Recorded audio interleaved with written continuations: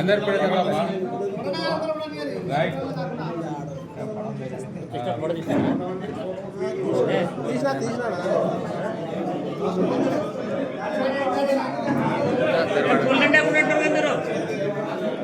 ఎప్పుడు స్టార్ట్ ఆటి ఉదయం పన్నా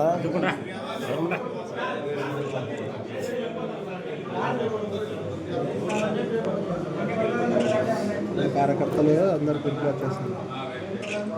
ఓకేనా? ఓకే కదా? నువ్వు చెప్పినప్పుడే ఓకేలే. మరి నువ్వు చెప్తే ఓకేలే.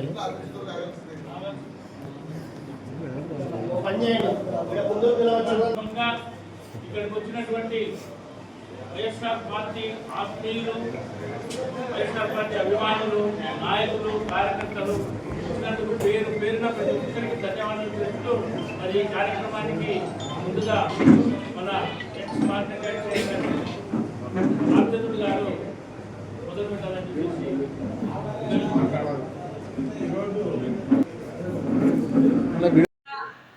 జై వైఎస్ఆర్, జై వైఎస్ఆర్, జై వైఎస్ఆర్, జై వైఎస్ఆర్, జోహార్ వైఎస్ఆర్, జోహార్ వైఎస్ఆర్, జోహార్ వైఎస్ఆర్, జోహార్ వైఎస్ఆర్.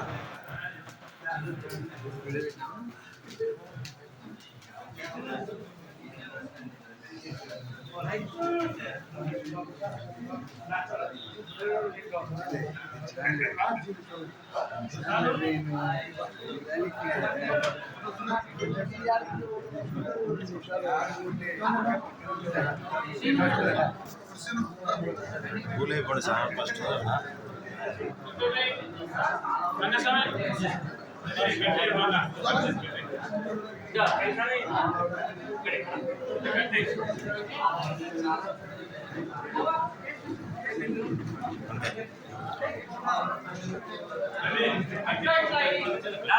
पड़गा पिछले पड़गा पड़गा ये पड़गा के पड़गा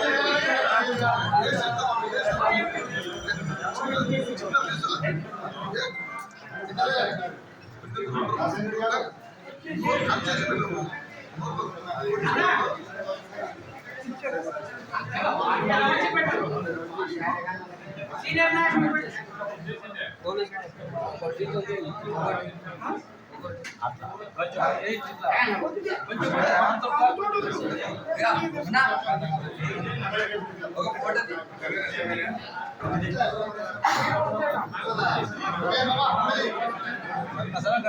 ఆహ్లాదకరంగా జరుపుకోవాలి.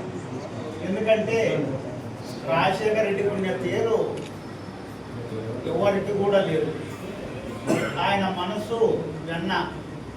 ఎందుకంటే పేద ప్రజలకి ఏమైతే కావాలనో అవన్నీ కూడా సమకూర్చే వ్యక్తి. దాంట్లో భాగంగా ఆయన ఎన్నో ఏళ్ళ జీవిత పోరాటి జీవించడానికి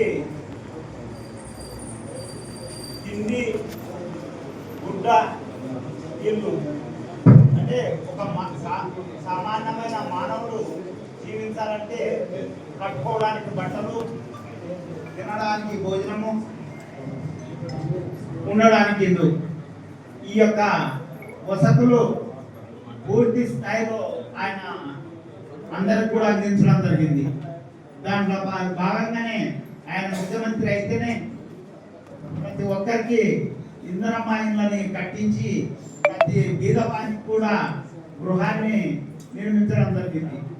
అదేవిధంగా ప్రజలకి ఆరోగ్యం ఉంటే బాగుంటుందనే ఉద్దేశంతో ఆ రోజు ఆయన ముఖ్యమంత్రి అయిన రోజు ఆరోగ్యశ్రీ పథకాన్ని తీసుకొని వచ్చి ప్రతి బీదవానికి కూడా ఆ యొక్క ఆరోగ్యశ్రీ పథకాన్ని అందించడం జరిగింది.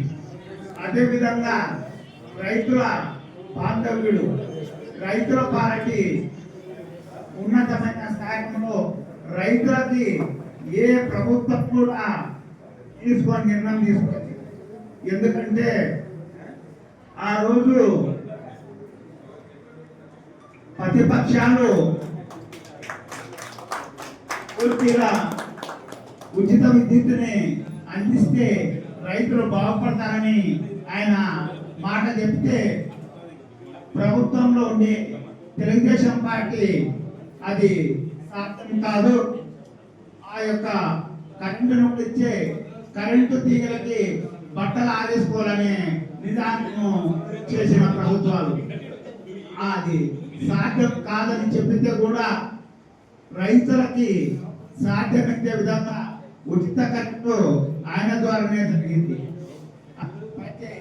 పేదవారికి కూడా ఆయన టైంలో పింఛన్లు కూడా పూర్తి స్థాయిలో అందించడం జరిగింది.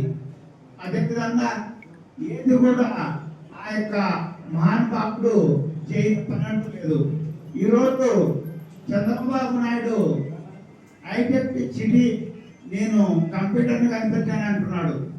కానీ ఒకటి గమనించాలి, ప్రతి మనిషి కూడా ఎవరమైనా కూడా ఈరోజు హైటెక్ సిటీ కట్టిస్తున్నాను అని ఈరోజు కంప్యూటర్ని పూర్తి స్థాయిలో తీసుకుపోతాను అంటున్నాడు. ఆ రోజు రాజశేఖర రెడ్డి గారే ఫీజు రియంబర్స్మెంట్ పెట్టి విద్యను కూడా నేర్పించకపోతే అటువంటి పని చేయడానికి ఎవరుంటారనేది కూడా గమనించాలి.